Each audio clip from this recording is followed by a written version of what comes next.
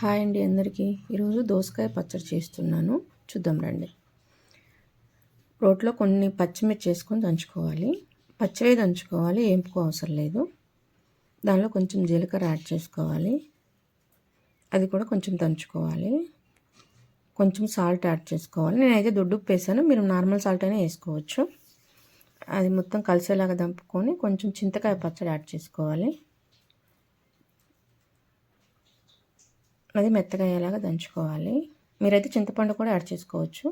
తర్వాత దోసకాయ ముక్కలు కొన్ని వేసి కొంచెం మెత్తగా అయ్యేలాగా దంచుకోవాలి. వాటిని కొన్ని ముక్కలను వేసి, అంటే మొత్తం వేయలేదు, కొన్ని వేసి దంచుతున్నాను ఫస్ట్. తర్వాత కొంచెం వెల్లుల్లిపాయలు వేసి దంచుకోవాలి మెత్తగా అయ్యేలాగా, కొంచెం కలిసేలాగా. ఇప్పుడు మళ్ళీ కొన్ని దోసకాయ ముక్కలు ఉన్నాయి కదా, అవన్నీ వేసి కలుపుకోవాలి. ఇవేం దంచవసరం లేదు, కలుపుకుంటే సరిపోతుంది గంటితో. తర్వాత కొన్ని ఉల్లిపాయ ముక్కలు పచ్చివి యాడ్ చేసుకోవాలి. అవి కొంచెం అలా కలిసేలాగా అలా దంపుకోవాలి.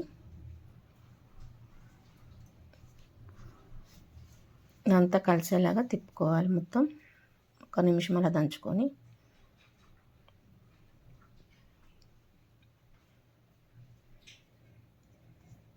మొత్తం కలిసిందా లేదా చూసుకొని ఒకసారి తిప్పుకోవాలి. తర్వాత గిన్నెలోకి తీసుకొని మొత్తం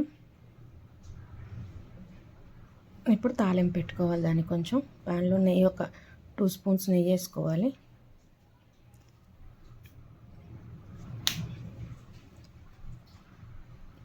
దానిలో జీలకర్ర యాడ్ చేసుకోవాలి, కొంచెం తాలింపు గింజలు కొన్ని వేసి కొంచెం అవి కాగే వరకు ఉంచాలి. వెల్లుల్లిపాయలు వేసుకోవాలి దంచినవి, కొంచెం ఎండుమిర్చి కొన్ని,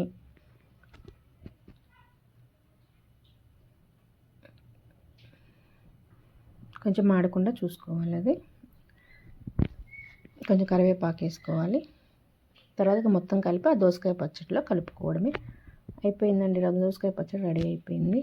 మీరు ట్రై చేయండి, నచ్చితే లైక్ చేయండి, షేర్ చేయండి, సబ్స్క్రైబ్.